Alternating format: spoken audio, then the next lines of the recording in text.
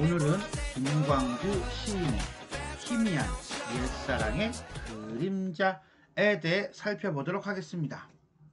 자, 제목 희미한 옛사랑의 그림자는 원래 외국 노래에 대한 번역된 제목이라고 보시면 돼요. 그러니까 당시 이 시가 나올 때 대중들은 이 노래를 잘 알고 있었겠지요. 그래서 이미 알려진 노래의 제목을 시의 제목으로 채택함으로써 이 시가 껴안고 있는 이 시의 핵심 내용인 기성세대라든가 소시민 계층에 대한 심정을 잘 드러내고 있다. 그렇게 하면서 독자에게 일종의 어떤 흡입력 내지는 유인력을 만들어 놓고 있다라고 보시면 되겠습니다. 이 시는 기본적으로 쭉 읽다 보면은 세 개의 단락으로 나눠지고 있음을 알 수 있습니다. 첫 번째 단락은 과거를 회상하는 것으로서 과거 4.19 혁명이 일어나기 전 열정에 들뜨었던 젊은 날의 모습을 회상하는 장면이고, 그 다음에 두 번째 단락은 그로부터 18년이 지난 현재 중년의 나이가 되어 소시민으로 다시 만난 친구들을 만난 현재의 모습을 보여줍니다. 이 과거와 현재의 대비를 통해서 자신의 어떤 반성과 그 다음에 또 깨달음, 그러나 현실을 벗어나지 못하는 그러한 화자의 모습이 드러나고 있다라고 보시면 되겠습니다. 자, 그럼 전체적으로 한번 읽어볼게요. 4.19가 나던 해 새밑 우리는 오후 5시에 만나 반갑게 악수를 나누고 불도 없이 차가운 방에 앉아 하얀 입김을 뿜으며 열띤 토론을 벌였다. 어리석게도 우리는 무엇인가를, 정치와는 전혀 관계없는 무엇인가를 위해서 살리라 믿었던 것이다. 결론이 없는 모임을 끝낸 밤 해화동 로타리에서 대포를 마시며 사랑과 아르바이트와 병역 문제 때문에 우리는 때묻지 않은 고민을 했고, 아무도 귀 기울이지 않는 노래를, 누구도 흉내낼 수 없는 노래를 저마다 목청껏 불렀다. 돈을 받지 않고 부르는 노래는 겨울밤 하늘로 올라가 별똥별이 되어 떨어졌다. 그로부터 18년 오랜만에 우리는 모두 무엇인가가 되어 혁명이 두려운 기성세대가 되어 넥타이를 메고 다시 모였다. 회비를 10,000원씩 걷고 처자식들의 안부를 나누고 월급이 얼마인가를 서로 물었다. 치솟는 물가를 걱정하며 즐겁게 세상을 개탄하고 익숙하게 목소리를 낮추어 떠도는 이야기를 주고받았다. 모두가 살기 위해 살고 있었다. 아무도 이젠 노래를 부르지 않았다. 적잖은 술과 비싼 안주를 남긴 채 우리는 달라진 전화번호를 적고 헤어졌다. 몇이서는 포크를 하러 갔고, 몇이서는 춤을 추러 갔고, 몇이서는 허전하게 동숭동길을 걸었다. 돌돌 마른 달력을 소중하게 옆에 끼고 오랜 방황 끝에 되돌아온 곳, 우리들의 옛사랑이 피 흘린 곳에 낯선 건물들 수상하게 들어섰고, 플라타너스 가로수들은 여전히 제자리에 서서 아직도 남아있는 몇 개의 마른 잎 흔들며 우리의 고개를 떨구게 했다. 부끄럽지 않은가, 부끄럽지 않은가. 바람에 속삭임 귓전으로 흘리며 우리는 짐짓 중년의 건강을 이야기했고, 또 한 발짝 깊숙이 늪으로 발을 옮겼다. 자, 시는 전체적으로 이런 형태로 이루어지고 있어요. 어떻게 해서 세 개의 단락인지 확연하게 눈에 보이죠? 자, 그럼 한행 한 구절 한 구절 살펴보도록 하겠습니다. 4.19가 나던 해, 4.19가 나던 해가 몇 년인지 혹시 아세요? 1945년이요. 죽습니다. 아닙니다. 자, 1960년 순수함을 간직했던 시절이라고 보시면 되고요. 새밋이라는 것은 한 해가 끝날 무렵, 새자가 해새자예요. 1년. 밑이니까 거의 마지막 부분이라고 보면 되겠고요. 우리는 이라고 하는 거 보니까 1인칭 복수형 화자가 나오고 있네요. 오후 5시에 만나 반갑게 악수를 나누고 불도 없는 차가운 방, 우리가 흔히 냉골방이죠. 냉골방에 앉았대. 자, 열악한 현실이고요. 하얀 입김을 뿜으며 아까 열변을 토하고 있나 봐요. 흥분하고 있나 봐요. 당연히 춥기도 하겠고요. 열띤 토론을 벌였다. 이거는 과거입니다. 미리 아까 우리가 읽어보면서 뒷부분에서는 어때요? 회비를 10,000원씩 걷고 물가 걱정하고 이러잖아요. 그죠? 즉 현재의 소시민적인 화제와 대조되는 모습으로 순수한 믿음과 열정이 넘쳤던 젊은 날의 모습이다 라고 보시면 되겠습니다. 어리석게도 라고 하는 것에서 이거는 지금 화자의 심정, 18년이 지난 화자가 볼 때 그 당시 시절은 참으로 어리석었어 라고 하는 거예요. 근데 진짜 어리석었다기보다는 세상 물정을 몰랐어 뭐 이렇게 이해하시면 되겠네요. 무엇인가를 정치와 전혀 관계없는 무엇인가를 자 그럼 그 무엇이 무엇인데 what did you want 했더니 바로 뭡니까? 이상과 꿈을 환기하게 하는 그 무엇, 어떤 순수한 이상, 가치 이런 것들이고요. 현실적 이익에 집착하지 않고 나라와 민족을 걱정하는 모습 기타 등등등이라고 본다면 정치하고는 반대가 되겠죠. 자, 무엇이 순수한 이상과 가치라고 한다면 정치는 아마 세속적인 가치일 것이고요. 민족과 나라를 걱정하는 현실적인 이익에 집착하지 않는 거라고 한다면 이거는 공명심과 이기심이라는 현실적 이익에 집착하는 태도라고 본다면 이렇게 대조가 되겠네요. 살리라 믿었던 것이다. 어리석게도 우리는 그렇게 살리라 믿었대요. 어떻게? 순수한 삶을 살 거라고 믿었대요.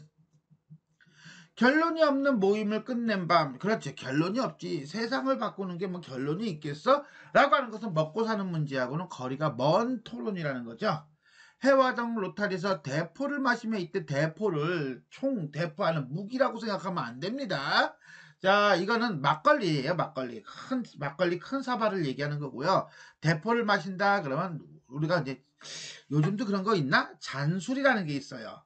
내가 얼마 전까지도 먹었던 것 같은데 잔으로 파는 술이 있습니다. 보통 선술집에서 이제 그런 것들을 많이 팔거든요. 그 잔술 먹을 때 이제 대포를 많이 먹죠. 큰 대접으로 먹는 거죠. 즉 가난하고 소박한 삶, 사랑과 아르바이트와 병역 문제 때문에 자 이거는 진짜 먹고 사는 문제가 아닌 거예요. 그죠? 자 일종의 때묻지 않은 그런 고민 때문에 라고 했는데 지금의 젊은 세대들도 사실은 사랑과 아르바이트 알바죠. 그 다음에 병역 문제가 큰 고민이기는 합니다만 이때하고는 조금 다른 것 같아요. 지금의 사랑과 아르바이트와 병역 문제는 먹고 사는 문제하고 직결되는 거라고 한다면 이 당시의 사랑과 아르바이트와 병역 문제는 이거는 먹고 사는 문제하고 직결된 거는 아니었어요.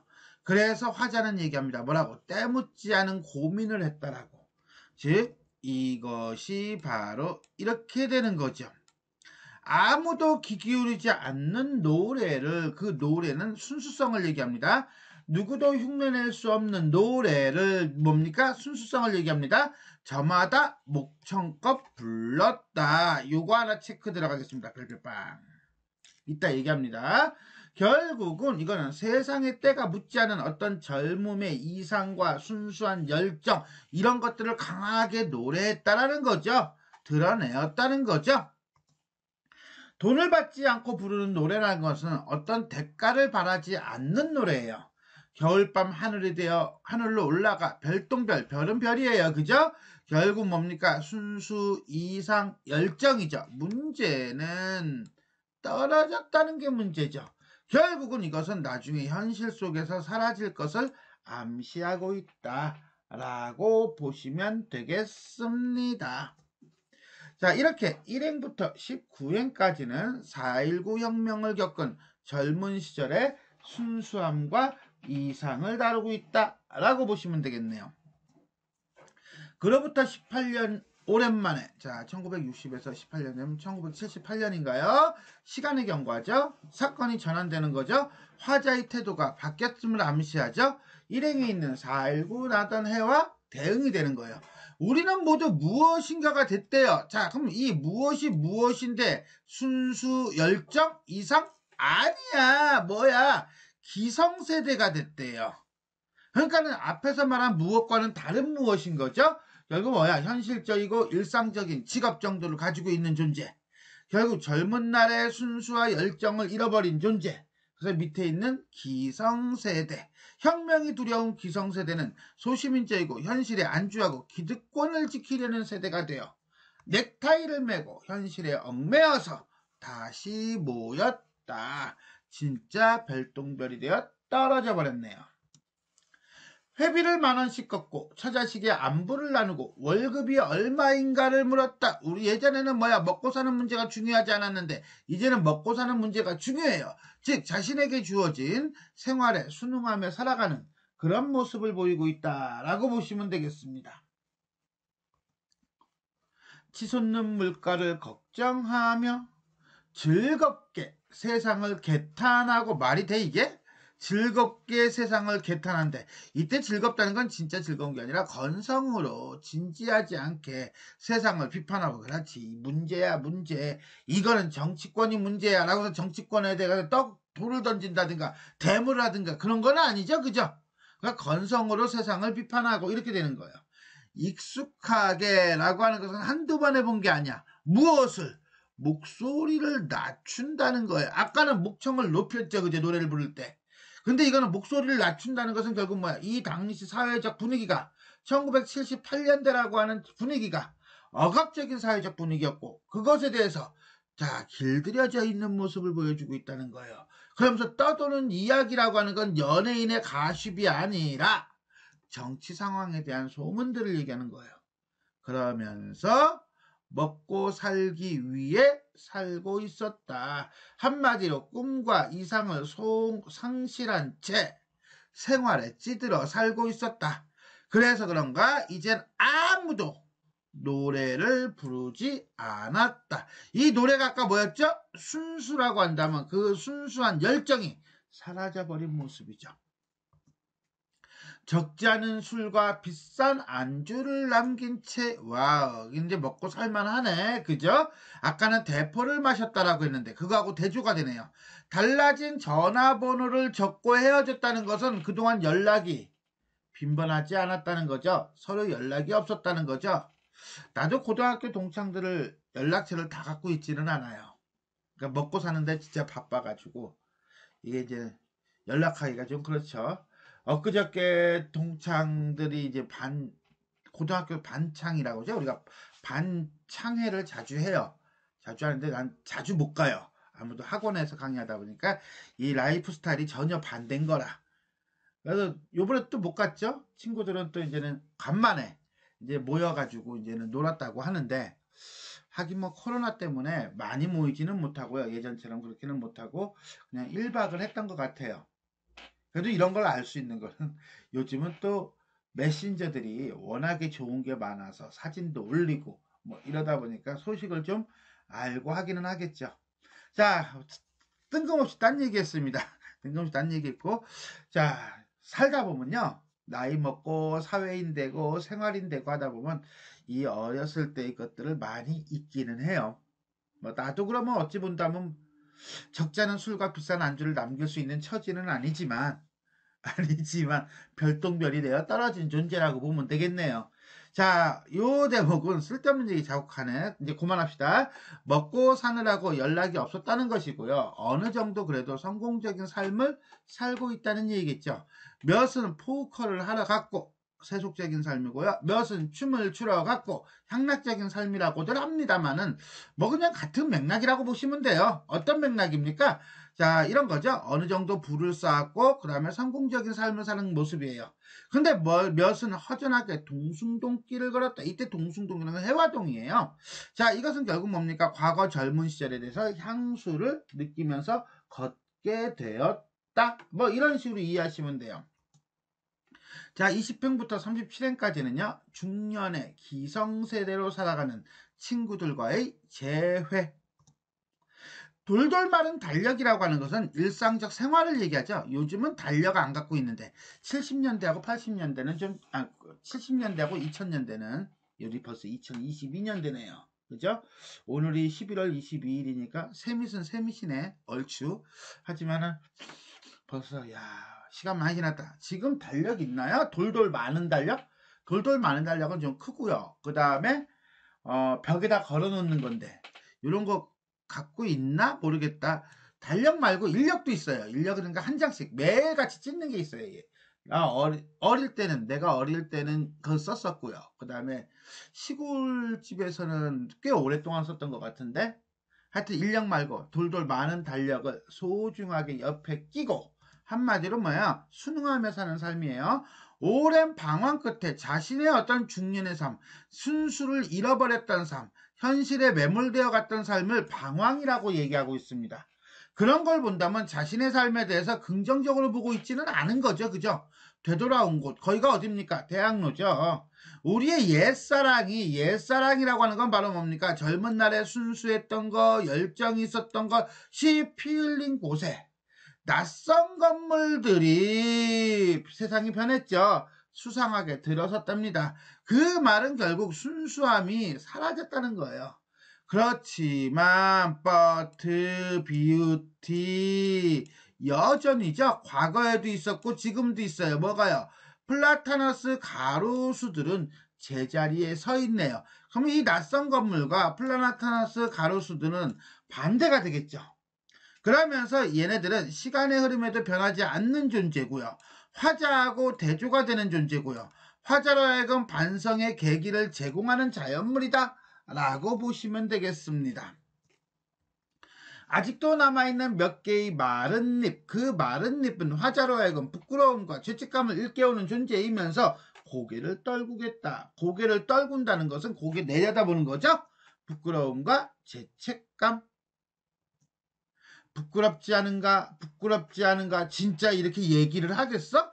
아니죠. 내면의 목소리죠.